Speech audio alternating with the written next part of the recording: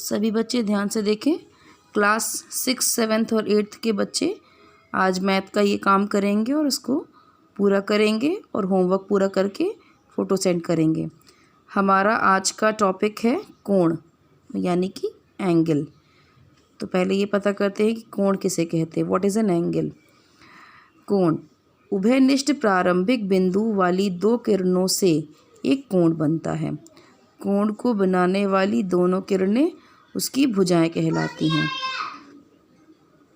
जैसे कि when two lines or rays intersect each other at any point, then they make angle at that particular point of contact।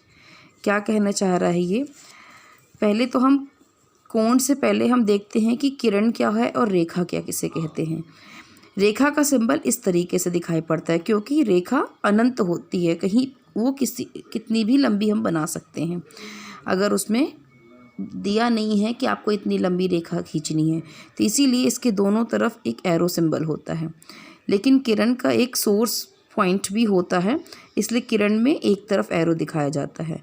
तो अगर दो इस तरह की किरणों को हम मिला दें उनके उभयनिष्ठ प्रारंभिक बिंदु से, जैसे कि एक किरण हमारा OA है, ये है इनका प्रारंभिक बिंदु, यहाँ से शुरू हो रही है। फॉर एग्जांपल आप टॉर्च को लेंगे, तो जब आप टॉर्च को प्रेस करते तो आप देखते टॉर्च के तरफ से निकल के किरण बाहर की तरफ निकलती है।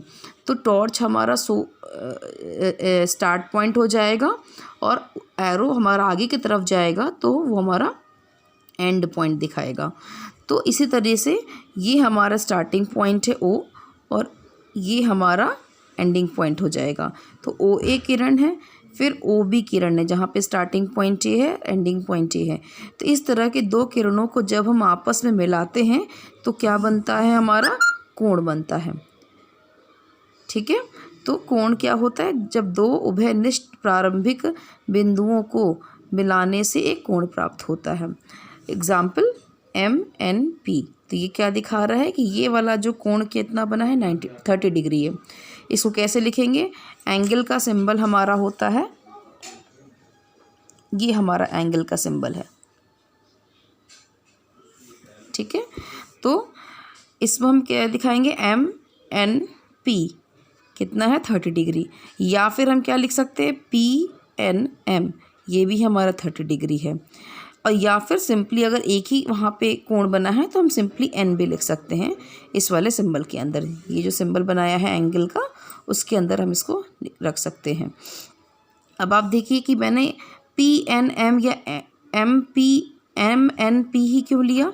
क्योंकि जो भी कोण हमको दिखाना होता है वो बिल्कुल बीच पे बन रहा है, सेंटर पोजीशन पे बन रहा है। किसी भी कंडीशन में जहाँ पर कोण बनता है वो बिल्कुल सेंटर कंडीशन में ही आना चाहिए। तो अगर हम PMPN कर देंगे तो ये गलत हो जाएगा, क्योंकि वहाँ पर हम एंगल P की बात करने लगे और एंगल P पर कोई कोण बना ही नहीं है। तो जब भी कोण बताना होगा तो वो चीज़ जहाँ पर कोण बनी गई है उसका नाम बिल्कुल सेंटर में आना चाहिए। अब कुछ विशिष्ट प्रकार के कोण देखिए, जैसे कि होता है शून्य कोण। शून्य कोण को हम ज़ीरो एंगल भी कहते हैं। कहने का मतलब है कि जब एक किरण उसी के ऊपर बन जाती है, दूसरी किरण भी आ जाती है, तो वो वहाँ पर कोई भी कोण नहीं बन रहा है, तो वो शून्य कोण हो जाएगा। ऋजु कोण यानी कि स्ट्रेट कोण, जब कोई एक किरण ऐसे जा रही है, दूसरी किरण उसकी विपरीत दशा में जा रही है, तो उन दोनों बीच का जो कोण बनेगा वो कहलाता है ऋजु कोण यानी कि स्ट्रेट एंगल। 180 डिग्री इसका एक उदाहरण है।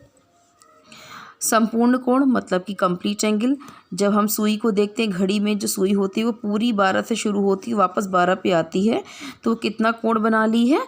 वो एक संपूर्ण कोण बनाती है, यानी कि 360 डिग्री बनाती है। समकोण क्या होता है?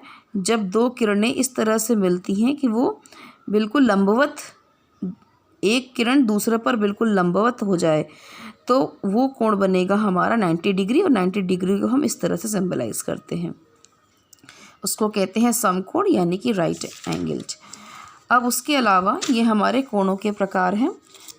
पहला है न्यून कोण यानी कि acute angle. Acute angle, acute angle क्या होता है? वह कोण जो शून्य से ज़्यादा है पर 90 से कम है। ध्यान से सुनिएगा, 0 से ज़्यादा होना चाहिए और 90 से कम होगा तो वह कोण हमारा न्यून कोण कहलाता है, यानी कि एक्यूट एंगल कहलाता है। इसके कई सारे उदाहरण मैंने लिखे हैं, 15 डिग्री, 45 डिग्री, 70 डिग्री, 80 डिग्री। उसमें से एक मैंने बनाया है कि 15 डिग्री को शो करके दिखाया है। फिर अधिक कोण क्या होता है? ऑब्स्ट्यूस एंगल। वह कोण जो 90 डिग्री से ज़्यादा हो और 180 से कम हो। अगर हम इस तरह से एक